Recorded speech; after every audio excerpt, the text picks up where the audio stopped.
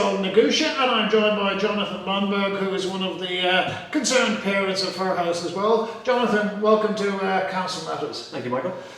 Jonathan, I was out here the other day with some with some parents and some residents who were not that happy about the expansion of schools in the area.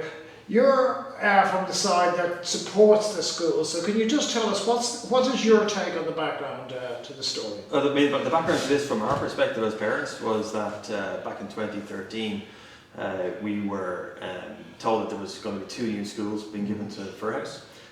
One of them was a Gaelic school, which was of particular interest to me and a fair few other parents in the area. The message that came to us was that there was a site had been identified by the Dept of Education, who were working with the council, and that there'd be prefabs built within, I think it was within 4 to 6 months, and then a program of building would begin on a permanent school that would open then within 2 or 3 years. So that's back in 2013. We had no idea at that stage that there would be significant opposition to the schools. From our perspective, we signed our children up to the schools expecting that it would just be quite a straightforward process. Obviously it didn't turn out that way, and some people in the area weren't very happy about the idea of the schools being built on a portion of the green that you were on inside there last week. We're in the Gaelscoileanna now. Presumably this was green space before this structure went in. Yeah, so where the prefabs are now that we're in, it was green space adjacent to the community centre. There's about 27 acres, I think, of green space on this stretch between the very end and beyond the community centre, and the prefabs take up a portion of that. And the prefabs sit on a portion of the land that's going to be used for the proposed permanent buildings, which will take up just about 5 acres of that 25 acres or so. Yeah. When I spoke to the concerned residents the other day, not that you're not concerned residents either, yes, the issue that they put to me was that they're not against education, they're not against Gaelic schools, they're not against Educate Together, they just seem to be against them in this location. Is that, in your estimation, a valid objection per se? I can certainly understand why people who've lived in the area for quite a while would be averse to the schools being built on the green that from their perspective they've enjoyed for more than 30 years. We never really tried to, from our perspective, we never really tried to make it an issue of us versus them or anything like that. From our perspective, we just want to get schools built for our kids. We signed our kids up to the school on the assumption that the Department of Education had provision for them, and we didn't really ask for or want any of this. We rode in behind a campaign at the beginning where there was a site identified up on the Old Court Road, which we were told by some councillors was zoned for a primary school, and that we should lobby to get the schools put up there and so on. And at that stage we were happy to do that, and it's a matter of public record that we sent a lot of letters in en masse to South Dublin County Council as part of the Ballycullen Old Court local area plan process. But the message that came back from that process was quite clear. The Department of Education had earmarked that site up there for more schools, after 1,600 new houses get built up there, and there was no way that they were going to build our schools up there. There will be schools up there eventually, but just not our schools. So that area has been allocated for expansion up in that area? Yes, yeah, and exactly, and the department's line on it as well is that zoned land up there is outside the intended catchment area for our school anyway. So they had no intention of putting up there, but we had originally, we were happy ourselves to go up there, but the message that came back made it very clear to us from the department that there's no chance that the schools will be put up there. Yeah. Just let me get a handle on this in the sense that what's being proposed for here is an Educate Together school and a Gaelic school. Yes. In other words, it's not more of the same. It is actually, I'm not too sure of a qualitative difference, but it is actually, it is a difference that's coming in. It's an expansion of the if you like, the educational range or the educational choice. Is that a reasonable, shall we say, analysis of it? Yeah, I mean there are 3 schools already in the Firhouse area. There's School Carmel, which feeds into School Trassa. And then there's Holy Rosary, and they've been here for a long time. The two new schools, the patronage of them and the kind of ethos of them wasn't the first thing that was decided. The need for the schools came about as a result of demographic analysis done by the Department of Education using CSO data. So it was the numbers of children that are in the area kind of stacked up in favour of new schools anyway. And it was only after that then that the patronage was decided. Okay, and this is, I suppose, a crucial factor that I was discussing with the previous speakers, is that what they seem to be saying is that if there is an increased demand or coming through, yes, could the existing schools not be expanded to cater for that? This is, as we say, I appreciate there are separate ethos with the two schools here. Yeah. Most of what I saw the other day was single-story schools. That yes, it appeared that extra demand could have perhaps been absorbed in there. Would that have impacted if the ethos issue hadn't have come on board? I think that the council are responsible for identifying sites that the department can build schools on. I think as part of that process, they did look at whether or not they could co-locate the schools with School Trassa or with School Carmel, and it was ruled out. And there's a public report available on the council website that kind of goes through all of the different sites that they identified and why each one was ruled out. But that was looked at, and it was ruled out. Oh, so, as the group of parents who are in support of schools, are you caught in between a rock and a hard place with the council having decided that this is the location, and the Department of Education have decided that there is a need not only for additional schools but also supporting an extended ethos as well? Are you guys caught in the middle? We are caught in the middle in that we are part of the Firhouse community, and some of the messages that we've kind of seen over the last couple of years seems to try to make out that the schools are here to cater for kids that are all coming in from outside the area, which from our perspective we find kind of nonsense in a way. Most of the parents I know from the school, their kids are all from around this area, and we had no say in the site choice. The department never came to us and said, where do you want the school to go, or anything like that. So we're definitely caught in the middle, and we have no real say or power when it comes to kind of lobbying the department and that kind of thing. The view that they take is that they've got processes, and this is how they go about it. That's identified this site, end of story. So yeah, you're right. We feel quite caught in the middle. Okay.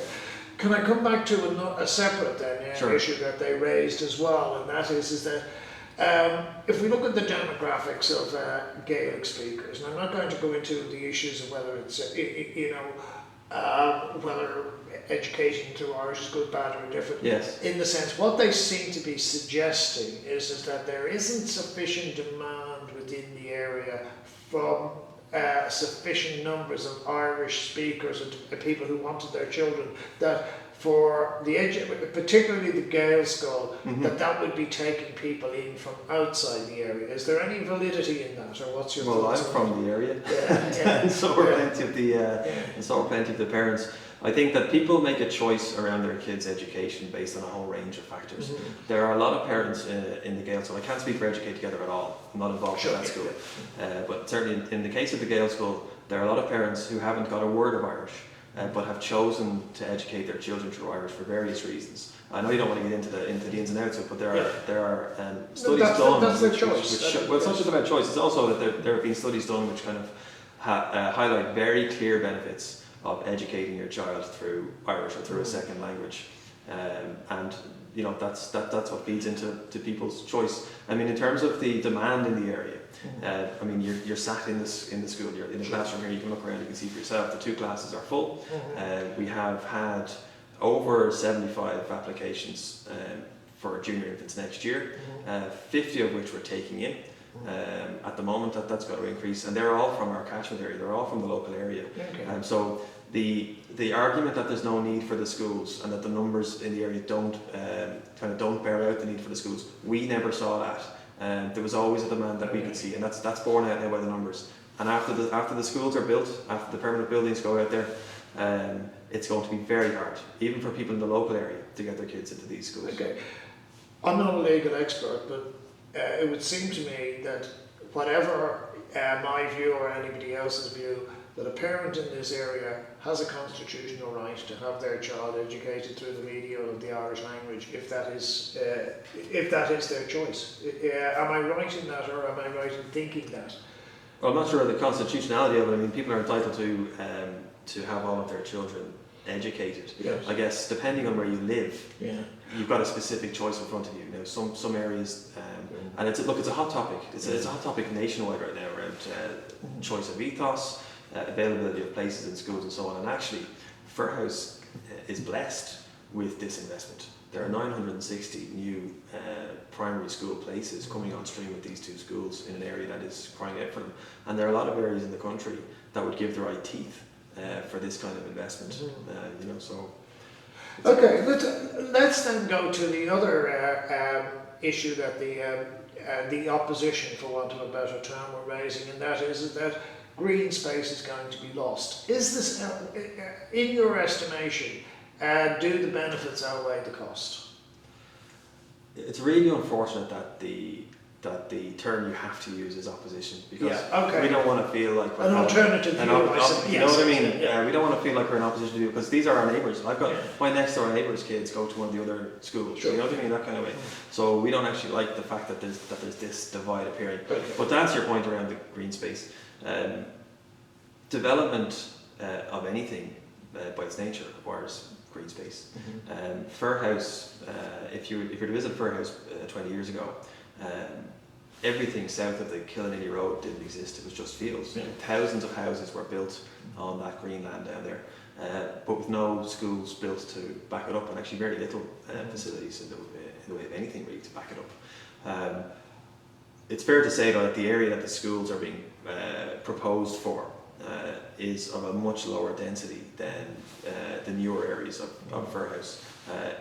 It's also quite central, and I think that while people who don't want the schools to be built on that parcel of land won't agree with me at all on this, and I can understand why, it is a small proportion of the amount of green space that's available. I know that's going to drive some of them absolutely mad when I say that, but when you look at the numbers, it's just about 5.5 acres that's being taken out of a parcel of land that's about 25 acres. And in addition to that, there's a 19-acre park just across the road there, another 7 acres there, and then there's a 70-acre park over at Dodder Valley. So 5 acres out of all that in order to get 2 brand new schools that's going to serve thousands of local kids over the next few years. I definitely think it's worth taking 5 acres out of that 150 acres, but obviously the particular site that's been chosen has resulted in quite a lot of grief. Okay, well, I'll then give you an observation that because I'm not familiar with either if you like, the actors in the area, or even hugely the issues per se. Sure. An observation I have seen is that the people who are perhaps less in favour of the land for schools trade-off would be of a certain age. In other words, they probably wouldn't have too many school-going age children, whereas the people who are very much in favour of the development of the schools would be people of your age who would almost certainly have school-going children. Is it that, does it fit neatly into that, or is it, would many people of your age be saying, oh yes, we don't want the trade-off either? Yeah, I don't think it's a neat fit from what I can see. I think that it's broad-ranging.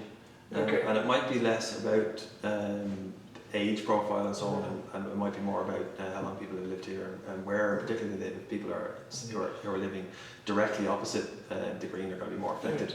But certainly I've seen people who are involved with some of the other existing schools in opposition to it, and there was in some of those other schools there are actually circulars put into the kids' school bags and so on, encouraging parents of those schools to lobby against them.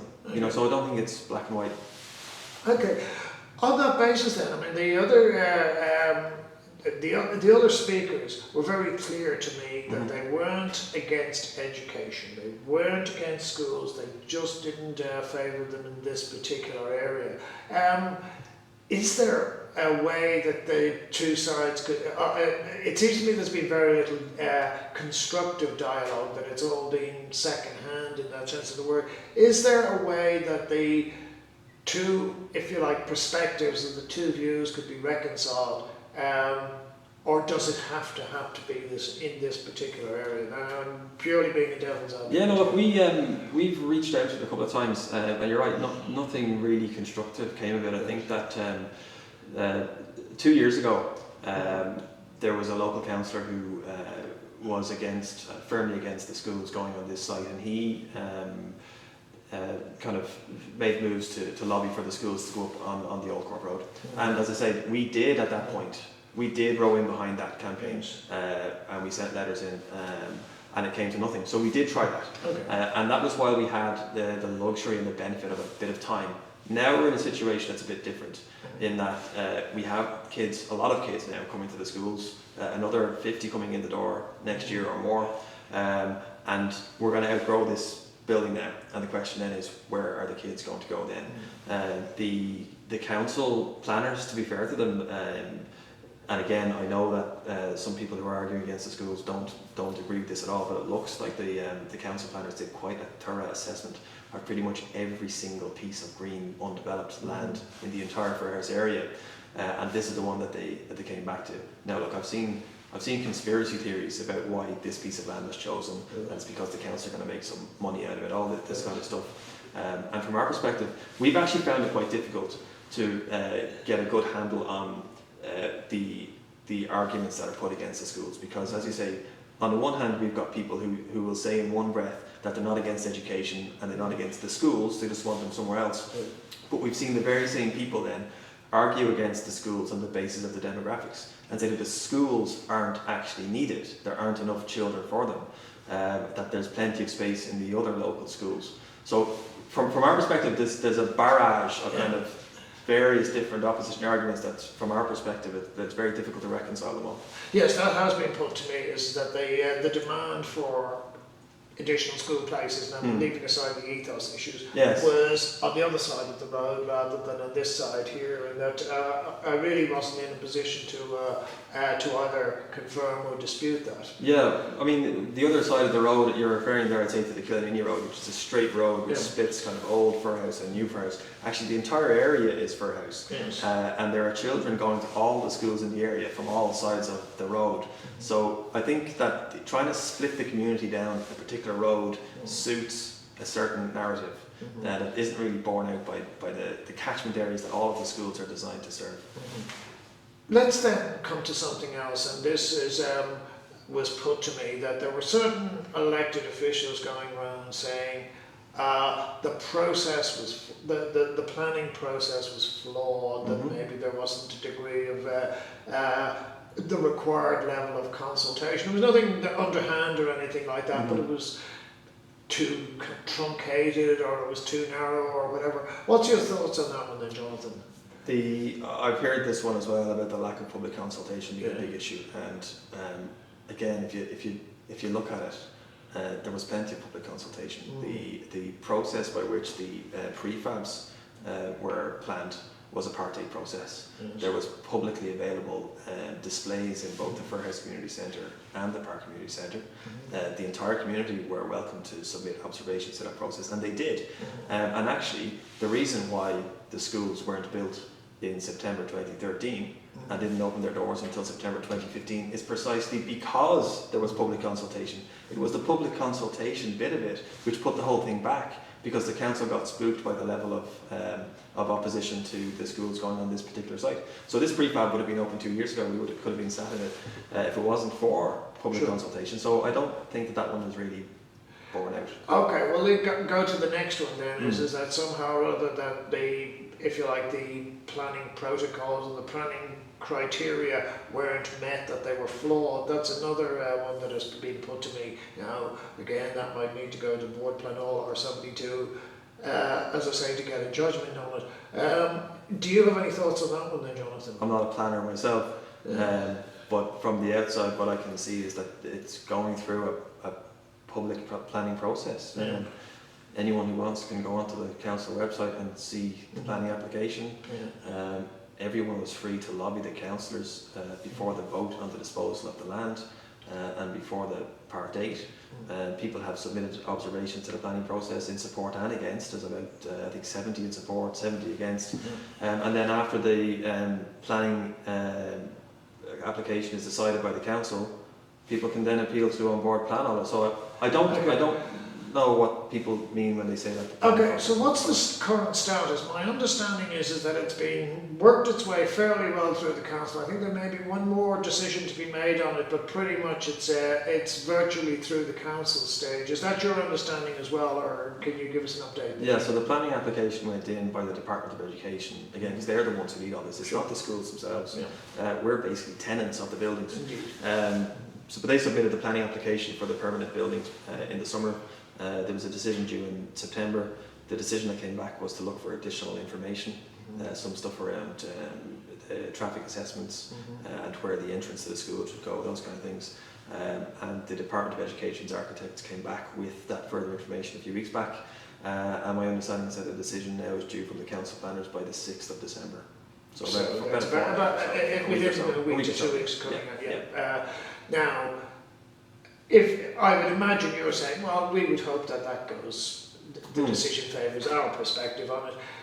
The other perspective, where does that leave them? If they still decide that, well, we want to object to this, can they go to on board plan? Obviously they can go to law, but what would be the next stage from their perspective? Would it be to go to a board planola, put an objection? They don't need me to tell them this because they already know, but yes, absolutely they can go to on board planola, and that's what I expect them to do. Okay, so what would then that do? How would that affect then the so-called schedule for, if somebody went to on board planola, say February, March, would then that put next year in jeopardy of getting... I think if someone went on board planola straight after the council decision, it would on board planola then have about 18 weeks, I think, to come back with a decision on that, which pushes it back to next summer. So realistically, on the basis that if the planning objection isn't upheld and it gets to go ahead, then obviously the department can move in and start building. And our hope would be that they'd have the permanent buildings in place for September 2017, because this prefab that we're in now is going to be full with next year's intake. So actually, if anything scuppers this now, we're in very real danger. The last time the kind of public consultation element of it pushed the prefabs out, we found ourselves housed in the local community centre in a classroom, which suited us fine, and then we found ourselves in there for a second year in a smaller room, but we don't have that luxury now. Once this prefab is full, it's full, and that's what we really worry about as parents. We're not here to take everyone's green space or anything like that. We're here to get permanent buildings built for our school, in the same way that other people in the area and other schools have had for years. Hypothetically, if somebody went to on board planola, they come in, they make a decision, we say within 6 months from the council decision. Theoretically, then somebody could then go to law. Now that would then be, I would suggest, probably pushing it out to the end of next year before you really can start doing anything. That could seriously hamper your plans if that's the case, would it? I'm no expert on that bit of it, so I'm not sure what options are open to people after on board planola. But what I would say is that the potential exists for a real disaster, because this isn't about schools, because the schools are already here. Gaelscoileanna exists, my daughter goes to it, my son is going to be coming into it in a couple of years, and the Educate Together school, which I can't speak for, that exists as well as schools. So this is more about school buildings, and if you don't have school buildings for the schools to be housed in, where did the school children go? And they're going to be talking about hundreds of school kids by that time. Well, that raises then the interesting one. If in 2 years' time you have a son coming along and you wanted to send him to a Gael school, which is at full at that stage, what options does that leave you then but to send somebody to one of the local schools, does it? Well, this is one of the local schools. But yeah, no, I take the point. There's choice of schools in the area.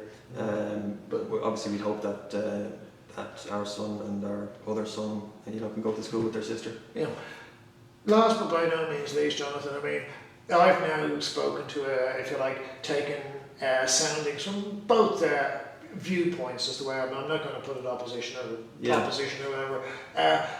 Is there no way of mediation? I mean, as I say, I've spoken to you both separately. I would have been very happy to sit down and have different perspectives at the one time, but that's not the way it eventuated. It wasn't my choice, I should add. But is there any way of saying to, look guys, let's sit down and see what we can work out between ourselves? I would be more than happy to sit down and talk to anyone about any of this. I have no issue at all with that, and I've said that all along. The problem that you'll find though is that the suggestion would be that we try to lobby to get the schools put on the site that's up on Old Court Road, and we've tried that, and it didn't work, and it's not going to work. And I had a conversation with a well-seasoned South Dublin County Councillor about this, and his take on it was, we'll push for the schools not to go on the site down here, because that will force the hand of the department and make them put the schools up on the Old Court Road. And I put it to him, are you talking about bluffing? And he said, yes. So, we don't have the luxury to bluff with our kids' education about this at this stage. But, I'm happy to meet with anyone who's got any perspective at any time at all, no problem. I think that my contact details are obvious. Anything, get in touch with the school, and I'd be more than happy to sit down with anyone.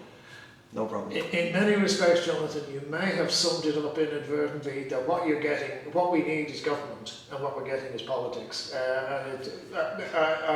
I'm just doing that as an observation in that sense of the word, that we need to do this from the top down, look at the kids' requirements, look at the parents' requirements, and see how we can meet the shall we say, the aspirations of the existing residents. Yeah, look, it's a very complex issue. It's not very black and white. There's a lot of different viewpoints on it. What I would say though is that this is not about people coming from outside to take Firhouse green space. We are local, our kids are local, they play on the road with other people's kids who go to other schools, and we are definitely caught in the middle of this. We didn't ask for any of this at all, and we've actually been quite taken aback over the last couple of years with the ferocity of some of the opposition arguments we've seen. All we want is for our kids who don't know that any of this is going on. That's the funny thing about it. My 6-year-old has no idea that this entire storm kicked off, and that's the really unfortunate thing about it. The kids are the ones who are stuck right in the middle of this, and they've got no say. Seems to me that the common language is that everybody wants a better Firhouse. Some people have a historic view of Firhouse, you guys have a future view of Firhouse. I'm not sure, I can't really see why those two can't be reconciled, because basically you want to bring the best of the old and the new together. I tell you, I would have given anything for this to have been a real smooth process over the last few years, with the entire community delighted that Firhouse was getting investment in 2 new schools, everyone happy with the location and so on. It's not how it played out. It's really unfortunate. Well, if this is doing something useful, of at least getting a dialogue going together, we'll have done something. Yeah, and look, as I say, happy to talk to anyone at all, anyone who's got any viewpoint. I'd love to sit down and talk to them. Jonathon Lundberg, it's been a pleasure talking to you. It's been very informative, and we just hope that this is all settled peacefully, amicably, and in the best interests of everybody. Thank you, Warren. Cheers. Take care.